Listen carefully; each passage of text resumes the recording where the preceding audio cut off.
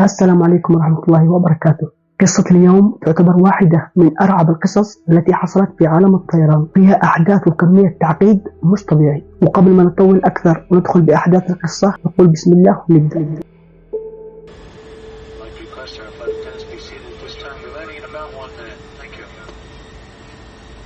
في ديسمبر سنة 1972 تحديدا في الساعة 9 مساء أعلنت ميكروفونات مطار جون كينيدي الدولي إن الطيارة المسؤولة عن الرحلة رقم 401 جاهزة للإقلاع وعلى متنها 176 مسافر، وكانت متجهة من نيويورك إلى ميامي. وأما عن مدة الرحلة كانت تستغرق ساعتين فقط. وكانت الطائرة رقم 401 عروسة زمانها، يعني كانت أكبر وأحدث الطائرات في وقتها. وعشان تعرفوا حجمها، كانت الطائرات في وقتها أكبرهم تتسع ل 200 مسافر فقط، لكن الطائرة اللي نتكلم عنها كانت مكونة من طابقين تتسع لأكثر من 400 مسافر. وأما عن قمرة القيادة كانت تتسع ل4 أشخاص، وكانوا هم الكابتن بوبلوف عمره 55 سنة وخبرته تصل لأكثر من 30 ألف ساعة طيران. يعني إذا يوم من الأيام قررت إنك تسافر بطائرة، هذا الطيار اللي تثق في خبرته. المهم دخل قمرة القيادة وجلس على كرسي الكابتن في الجهة اليسار، وبعد ثواني دخل وراها المساعد بيرت وجلس على الكرسي اليمين الخاص بالمساعد. وأما عن الكرسيين اللي وراء كان واحد منهم لمهندس الطيارة دون ريغو، وأخيرا أنجولو دولاردو. ما له علاقة في الرحلة، لكن الظاهر إنه كان يشتغل في المطار ويحتاج توصيل. اكتمل العدد أخيرا وبدأ الطيار بوبلوف يرحب بالمسافرين. مجرد ما أخذ أمر الإقلاع من برج المراقبة انطلق. وبعد انطلاق الطائرة كانت الأحوال الجوية من أحسن ما يكون، المسافرين مرتاحين، لا مطبات هوائية ولا شيء يثير القلق. حتى المضيفات الابتسامة ما كانت فارق وجوههم، لدرجة أنه أحد المسافرين كان يدعى شيري إسكو أخذ ورقة وقلم بدأ يكتب رسالة شكر، وكان ينتظر وصول الطائرة عشان يرسلها بالبريد للخطوط الجوية الشرقية يشكرهم على الرحلة الجميلة والمريحة. وبعد تحليق دام لمدة ساعتين بدأ الكابتن بوبلوف تشاهد مدرج مطار ميامي يستعد للهبوط. بعد ما قام الطيار بوبلوف بتنزيل الإطارات لاحظ أن الإضاءة تبع الإطارات مش شغالة، وتحديدا الإضاءات اللي تبين للطيار أنه تم تنزيل الإطارات الأمامية. إذا الإضاءة مش شغال هذا يعني أن الإطارات ما كانت نازلة. حاول رفع الإطارات ونزلهم مرة ثانية وحاول أكثر من مرة لكن بلا فائدة.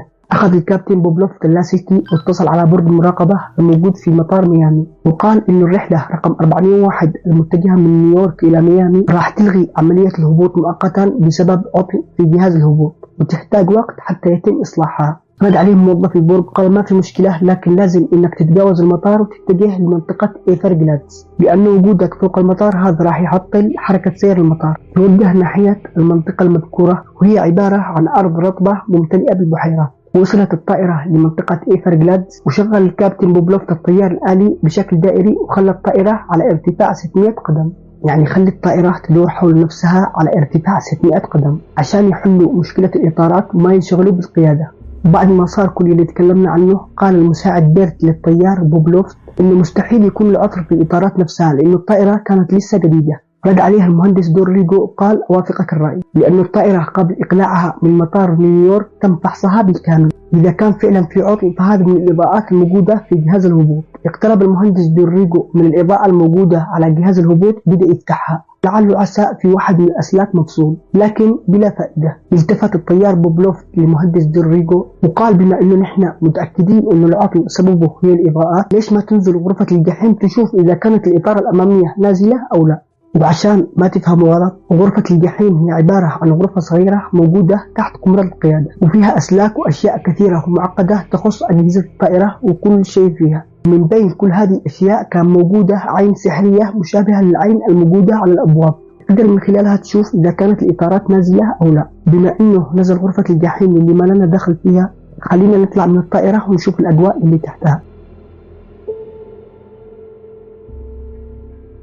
في منطقة إيفرغلادز اللي الطائرة تحلق على سمائها كان في صياد اسمه روبرت هو وصديقه على قاربهم يصطادوا أسماك وبعض الحيوانات الموجودة في المنطقة. طفئوا محرك القارب وصفوا على جنب بحيث يأخذوا قسط من الراحة، وكان الجو ظلام دامس ما في معهم غير الكشاف اللي يستخدموه في الصيد. بنفس الوقت كان الجو هادئ ما في غير أصوات الحشرات والضفادع حولهم.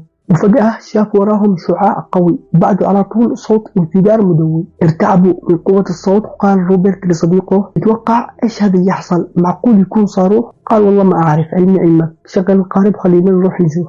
المهم شغلوا القارب بدون يقتربوا من مكان الانفجار. يسمعوا صوت ناس تستنجي والدخان مالي المكان. يقول روبرت: بعد ما وصلنا للمكان اكتشفنا أن سبب الانفجار هو سقوط طائرة عملاقة على الأرض. طيب، بما أنه وصلنا لهذه النقطة خلينا نرجع 20 دقيقة لوراء نشوف إيش صار داخل الطائرة. إذا تذكروا في الوقت اللي كان فيها المهندس دون ريجو يشوف مشكلة الإضاءات في جهاز الهبوط، تحديدا لما الطيار بوبلوف التفت ناحية المهندس وقال له ينزل غرفة الجحيم. في هذا الوقت بالضبط رجل الطيار بوبلوف اصطدمت بالديركسون والسكان تبع الطائرة بدون ما ينتبه أحد، وهذا الاصطدام كان كافي إنه يوقف تشغيل الطيار الآلي، لأن الطائرة لما تكون في وضع الطيار الآلي مجرد ما الطيار يمسك الديركسون أو السكان الطيار الآلي يتوقف تلقائيا. وبعد ما توقف الطيار الآلي الطائرة ما لقت أي استجواب من الطيار ولا أحد تحكم فيها، برمجت نفسها تلقائيا على وضع الهبوط التدريجي، بدأت تهبط إلى أن اصطدمت بالأرض وانفجرت. وعارف إنه في سؤال يدور في ذهنكم، هو إنه كيف الطيار والمساعدين اللي معاه ما انتبهوا لهذا الشيء؟